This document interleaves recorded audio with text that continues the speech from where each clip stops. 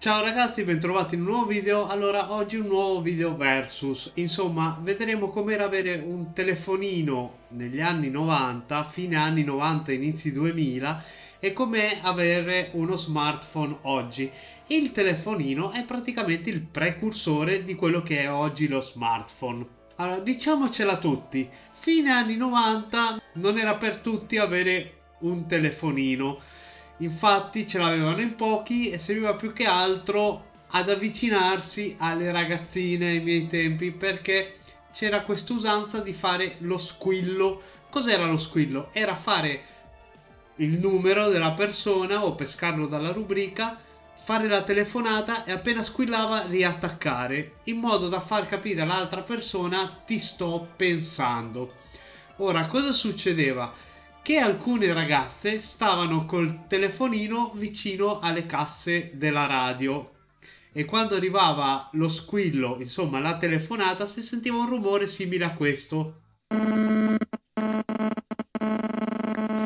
e loro ti beccavano. Cosa vuol dire che ti beccavano? Vuol dire che praticamente alzavano la cornetta pigiando il tasto verde e rispondendo alla chiamata. Voi direte che problema c'è? Alla fine è una telefonata. No, perché dovete sapere che noi le telefonate, gli sms, qualsiasi cosa facevamo finiva a essere pagata al minuto, allo scatto, all'SMS, tutto veniva pagato. Non era come oggi che ci sono tariffe flat che permettono di avere SMS, telefonate e giga e giga di internet gratuiti.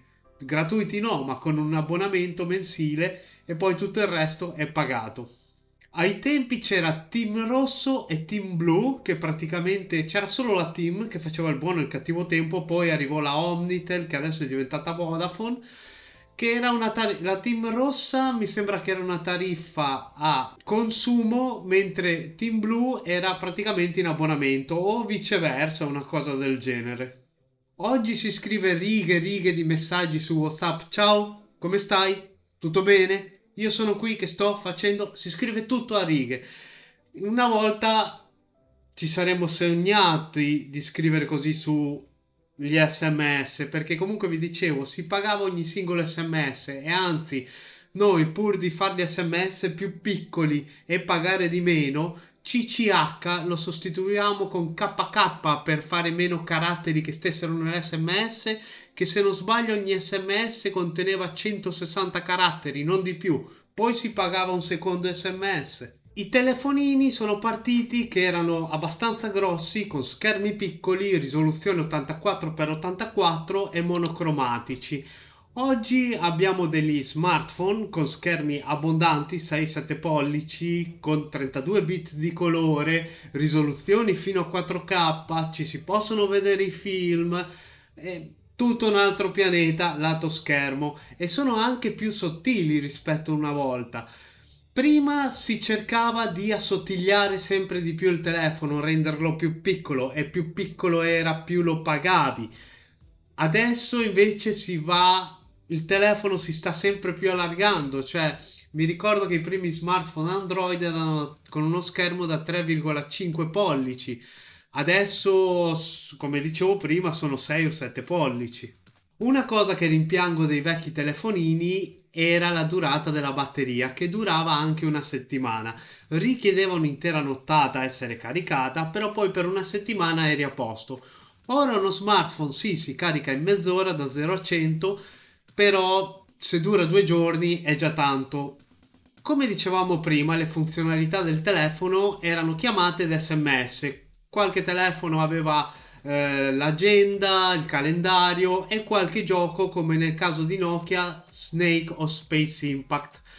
Invece ora ci sono praticamente app per ogni cosa, la suite Office, giochi di ogni tipo come Genshin Impact, servizi di messaggistica di vario tipo, intelligenza artificiale, fotocamere, videocamere, supporto per i joypad e chi più ne ha più ne metta. Ora c'è il correttore automatico quando scrivete un testo e ammetto che ogni tanto fa incavolare, che fa scrivere cose che non vorremmo. Una volta c'era il T9 che dipendeva da quante volte pigiavi un tasto da 0 a 9, saltava fuori un carattere e poi andava a riempire il vocabolario, cioè andava a riempire la frase secondo il vocabolario, ma anche lì ogni tanto gli dovevamo insegnare le parole perché non le conosceva. Ora un telefono da 200 euro permette di fare più o meno tutto. Una volta un telefono che permetteva di fare funzioni avanzate per quello che erano l'epoca stava anche sui 900.000 lire, che al cambio attuale, col costo della vita, come abbiamo detto già da tempo, sono sui 900 euro. Ora però, d'altro canto, i prezzi si sono abbassati, ma lo smartphone è diventato una cosa necessaria. Vuoi per le app bancarie, vuoi per l'autolettura del contatore, vuoi per lo speed, vuoi per quello che vuoi, è necessario avere uno smartphone. Una volta un telefonino era più che altro uno status symbol poi se vorremmo. Ogni era vede i suoi dispositivi e questa è sicuramente l'era dello smartphone. Fino a 30 anni fa, se dicevi alla gente che avrebbero avuto un computer in tasca, non ci avrebbero creduto. Però vi lascio con una curiosità che magari vi fa un po' riflettere. Gli smartphone pieghevoli, i telefoni pieghevoli, esistevano già, basta pensare all'iconico StarTAC degli anni 90, ma si sono smessi di produrre perché erano fragili e si rompevano nella cerniera. Ok ragazzi, per questo video era tutto.